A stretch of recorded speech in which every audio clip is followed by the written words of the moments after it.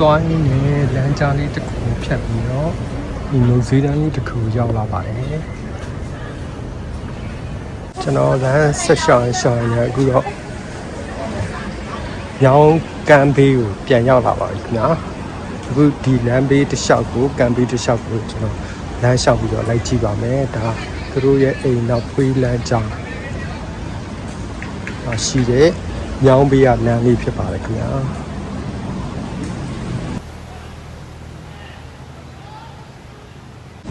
ဂရဘတ်တီကိုဆွဲထားပါတယ်ဒီနားမှာဓာတ်ပုံလာရိုက်နေဆိုလို့ရှိရင်ပိုက်ပါတယ်ခင်ဗျာ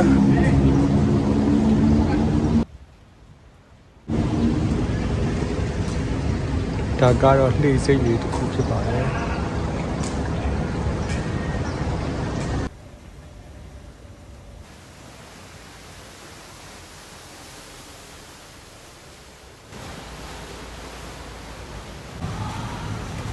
ခုလိုမျိုးစားတောက်ဆိုင်လေးကော်ဖီဆိုင်လေးလည်းရှိပါတယ်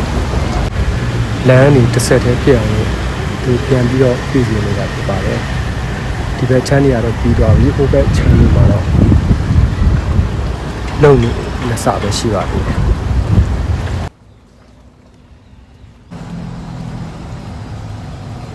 ဒါဟိုဘက်ချမ်းရှောက်လန်းနေဆိုလို့ရှိရင်အမိုးတွေပါလုံနေပါတယ်တောက်လျှောက်ပြီးဒီချာချာနဲ့ပြင်နေတာဖြစ်ပါတယ်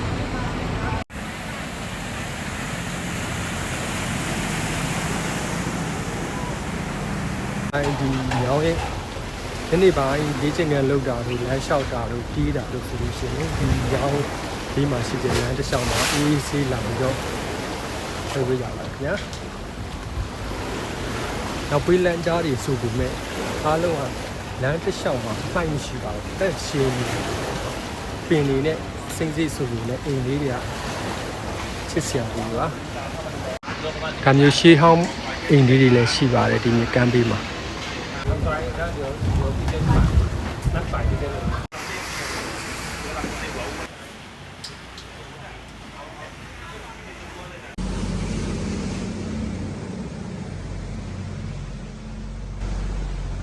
ကော်ဖီဆိုင်လေးတွေလည်းရှိပါတယ်စားတောက်ဆိုင်လေးတွေ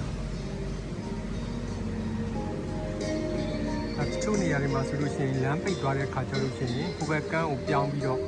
ကူပြီးရှောက်လို့ရအောင်လို့ဒါမျိုးဟိုဘက်နဲ့ဒီဘက်ဆက်ထားတဲ့တရားလေးတွေလည်းရှိပါတယ်ပိတ်သွားပြီပေါ့နော်လမ်းပိတ်သွားလို့ရှိရင်ဟိုဘက်ချမ်းနေပြီးတော့ပြန်ပြောင်းရှောက်လို့ရပါတယ်ဒါကတော့ညောင်းဟိုဘက်ကမ်းနဲ့ဒီဘက်ကမ်းကူပေးထားတဲ့ညောင်းကြော်တရားဖြစ်ပါတယ်ညောင်းပေးဆိုပေမဲ့ကြည့်ရတဲ့မျက်စိပသာသာဖြစ်ပါတယ်ခင်ဗျာ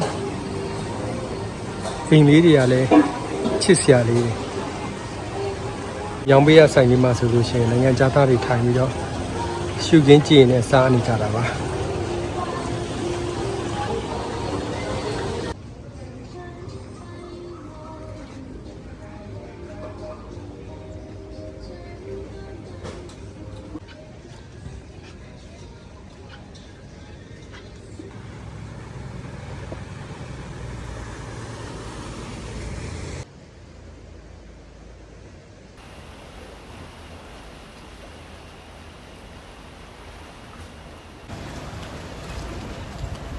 ညောင်ပေးဆိုပေမဲ့ဒီလမ်းတစ်လျှောက်တော့အေးစစ်စစ်နဲ့လမ်းလျှောက်လို့ရမ်းကောင်းပါတယ်။လမ်းကောင်းရောက်လို့အချိန်ရတယ်ဆိုလို့ရှိရင်ဒီညောင်ပေးမှာရှိတဲ့လမ်းလေးကိုလျှောက်ပြီးတော့လေ့လာကြည့်ပါ။မှာဆက်ဘိန်းရှိလို့ရှိရင်ဆက်ဘိန်းနဲ့ဒီလမ်းတစ်လျှောက်မှာလိုက်နေလို့ရှိရင်အဆင်ပြေတယ်အတွက်ဆိုင်ကယ်လေးစီးလို့ရတယ်ဒီလမ်းမှာကျွန်တော်ခရီးသွားလို့ရှိရင်ဒီနေရာကိုရောက်ခုတယ်ဆိုတာတဲ့ဘာလို့ရှိတယ်ဘယ်လိုသွားတယ်ဆိုတာကိုယ်တိုင်အဲ့လိုရှောက်သွားပြီးတော့လေးလာတာပို့ပြီးတော့ကျွန်တော်ကြိုက်ပါတယ်ဒီမြောင်းဘေးမှာဓမျိုးရှေးဟောင်းအိမ်လေးတွေနဲ့ဓမျိုးလေးတွေတစ်ပင်လေးတွေစိုက်ပြီးတော့ဒီအိမ်လေးဆိုလို့ရှိရင်ရှစ်စရာလေးတီးတီးချာချာနဲ့ရှေးဟောင်းအတိုင်းပုံစံလေးကိုထိမ့်သိမ်းတာကျွန်တော်တို့ထိုင်းကားတွေတော့မှတွေ့ဘူးတဲ့ရိုးရာအိမ်ပုံစံမျိုးလေး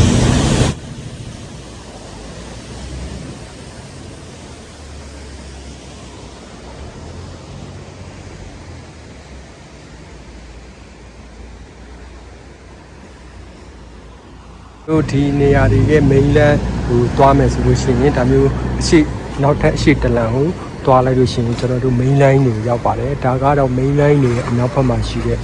ရေမြောင်းပေါ့နော်အိမ်နောက်ဖေးလမ်းကြားမှာရှိတဲ့ရေမြောင်းတွေပါဒီလှေတွေကတော့နက်ကနေည7 နာရီလောက်အထိအမျိုးခောက်တော့ခောက်ပြန်ခရီးစဉ်တွေကိုဆွဲပေးပါတယ်ဆိုလို့ဒီမှာကားပိတ်တဲ့ခါမျိုးဆိုလို့ရှိရင်ဒီလမ်းကြောမှာရှိတဲ့နေရာတွေတွားမယ်ဆိုလို့ရှိရင်အခုလိုမျိုးဒီမြောင်းတွေကနေပြီးတော့ဒီလှေတွေစီးသွားတာပို့ပြီးတော့ဈေးလဲတက်တာလည်းအချိန်လည်းပိုညံပါတယ်ခင်ဗျာ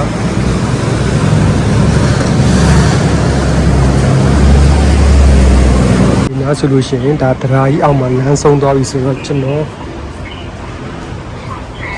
ဒီတရားအောက်ကနေပြီးတော့ဖြတ်ပြီးတော့ဟိုဘက်ကရောင်ပေးရလမ်းကိုဆက်သွားပါမယ်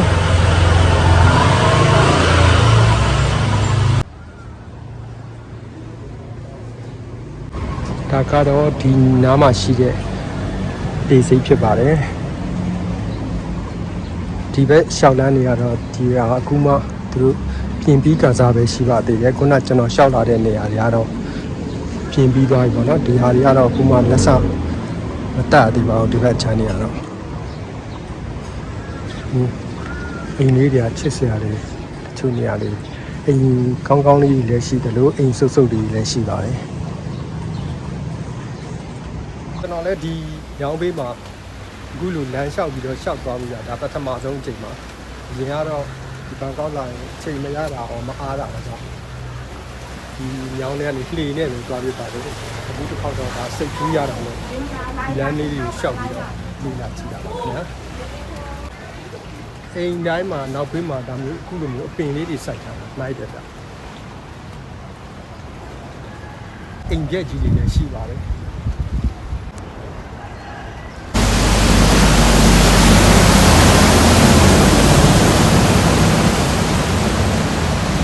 ဟိုဘက်တစ်ချက်ကတော့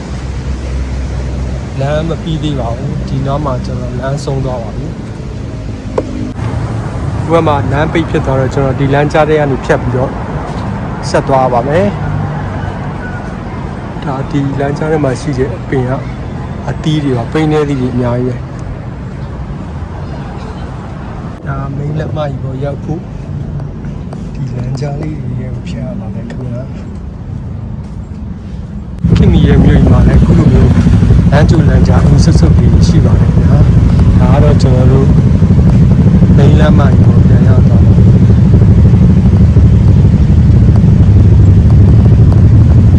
ခုလိုမျိုးညနေဆောင်ဆိုလို့ရှိရင်ဒါရုံးချိန်ဆိုတော့ခုလိုမျိုးကားတွေအရန်ပိတ်ပါအဲဒါကြောင့်မို့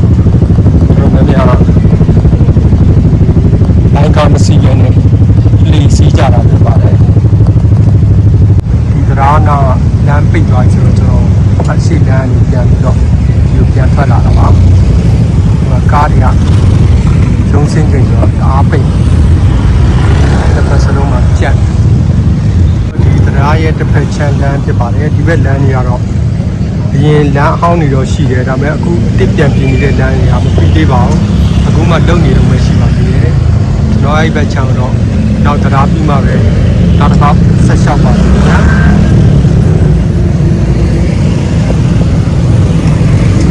လမ်းဒီရောင်းပေးမှရှိတဲ့ဆန်ကြီးအကြောင်းနဲ့ကောက်ညင်းတုတ်တာမသိပါဘူး3တုတ်ကို20ဒါကတော့ကျွန်တော်ခိုင်းပြီးရတာပါဒီမှာပြရတာတိုင်းမှာလည်းခပြောသေးနဲ့အုံကြီးနဲ့အပြောပန်းပုံစံမျိုးလုပ်တာဒီခိုင်းပြီးရဲ့အရာလိမ္မော်ရောက်မှာป้าหนูจีบร้านเลยเปล่าအားလုံးပဲတတာ